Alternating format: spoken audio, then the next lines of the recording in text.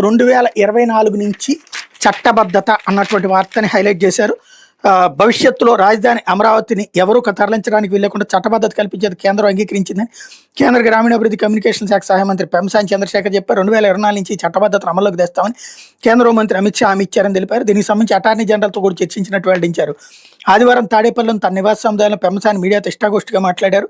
రాజధానికి త్వరలోనే ప్రత్యేకంగా పిన్ కోడ్, ఎస్టీడీ, ఐఎస్టీ కోడ్లను మంజూరు చేయబోతున్నామన్నారు.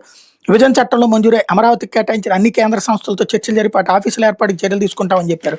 తాను పర్యవేక్షించే తపాలా శాఖ హెడ్ ఆఫీస్ పనులు మరో 3 నెలల్లో రాజధానిలో ప్రారంభమవుతున్నాయన్నారు.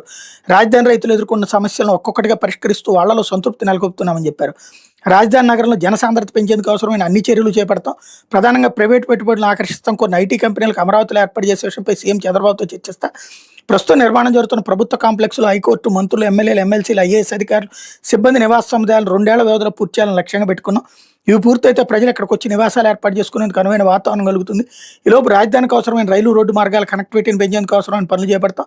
ఎల్పీఎస్ లేఅవుట్ల పనులు కూడా వేగంగా జరుగుతాయి. అవి పూర్తయితే భవన నిర్మాణాలకు అనుమతులు వస్తాయి. ప్లాట్ల సైజులను తగ్గిస్తే హైదరాబాద్లో మరో పాత బస్తీలా మారుతుంది. అలా కాకుండా ప్రపంచ స్థాయి నగరాన్ని ఇక్కడ ఏర్పాటు చేసిన సీఎం ప్రయత్నిస్తున్నారు. ఇందుకు అందరూ సహకరించాలని కోరారు. గుంటూరు నగరంలో రైల్వే వంతెనపై ఎక్కువగా దృష్టి పెట్టామన్నారు. Shankar Vilas ROB time schedule ప్రకారం నిర్మాణం జరుగుతుందని, వచ్చే ఏడాది ఆఖరికి పూర్తి చేస్తామని చెప్పారన్నటువంటి వార్తని హైలైట్ చేశారు.